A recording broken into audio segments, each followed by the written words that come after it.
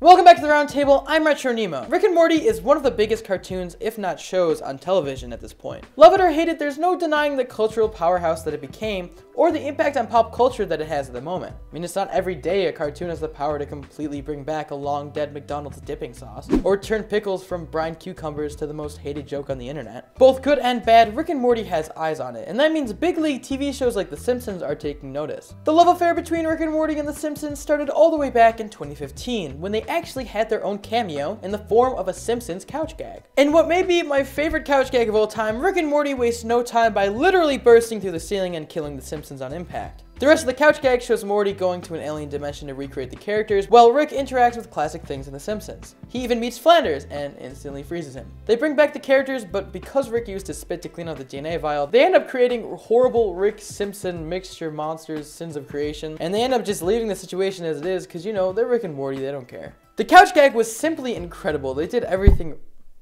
This couch gag was simply incredible. They did everything right. It was super meta and funny and a great introduction for the fans of The Simpsons to these characters. It was entirely Rick and Morty. Now let's cut to 2017 when everything is kind of falling apart. See, back in 2015, Rick and Morty was universally loved by what was mostly still a cult following. But now in 2017, you can't walk through a Hot Topic or FYE without seeing endless aisles of Rick and Morty merchandise. You can't go online without seeing Rick and Morty on every inch of the web and GIFs and references and oh. Now look, I'm not some hipster who starts to hate on something just because it gets popular. I mean, Game of Thrones is probably the biggest show on television and it's still really good. And season 2 of Stranger Things was great despite the amount of hype that it had to live up to. What really tears these shows apart, what makes them hated, is the fandoms. A toxic fandom is enough to completely ruin people's view of a show. And when a show gets big enough, the fandom generally becomes toxic by proxy. I mean, it took Cuphead less than 3 months before people started drawing porn of it. And when you've never heard of Rick and Morty in your entire life, and you look online one day and it's everywhere, accented by annoying overused jokes and know-it-alls claiming you have to have a certain IQ to understand it, it makes sense that you'd start to hate it. Even if the show itself is good, the idea of the show and its overall presence is ruined by others. And that's how we get the annoying side of Rick and Morty, the annoying side of the fans' passion. That's how we get things like the Szechuan Sauce fiasco.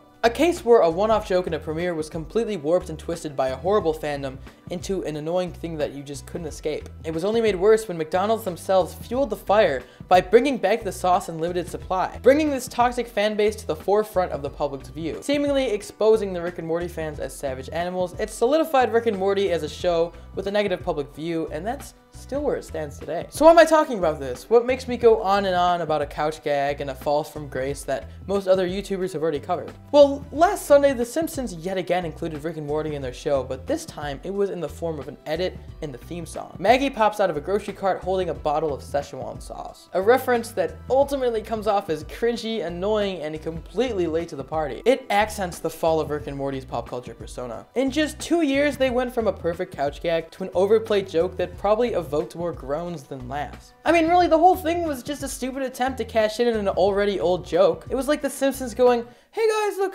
we could be a part of this too. Remember this? We're still relevant, we promise." It was sad and forced and belongs on the Fellow Kids subreddit, not cable television. The couch gag was them being in on the Rick and Morty joke. This Sunday's episode reference was a lame attempt at cashing in on it. And I feel like that perfectly sums up the place Rick and Morty is at, or at least the fandom is at right now. Also, the season 3 finale sucked, and I'm still really pissed about that. So will Rick and Morty ever go back to the way it was? I mean, in the fandom terms, probably not. You can't really make something that was popular cult again, and the fandom will always be there. All you can do is block them out. Try your hardest to ignore them, because at the end of the day, the show is still really good, and no amount of unfunny late references can change that. Don't let the fandom ruin the show. Don't let the hard work of an entire team go to waste because too many people use Pickle Rick gifs. Just shut them out, ignore the fandom, and enjoy the show. What do you guys think though? Did you like the Simpsons references, or are you just sick of Rick and Morty? Let us know in the comments down below. If you want more Roundtable, tweet to me at RetroNemo or the channel at Roundtable Vids, along with our Facebook and Instagram under the same name. Check out our Snapchat Roundtable YT for little goofs we capture throughout the day. If you're feeling extra generous, consider supporting us on Patreon. If you want to get even more social, check out our Discord and Amino app. If you liked the video, don't forget to leave it a like, share it, and subscribe to the Roundtable for more great cartoon content. Click the bell to join our notification squad. I'm RetroNemo. This is your daily dose of cartoon news. This is my 3rd time recording this video. I hope I did it right. I'll see you guys next time.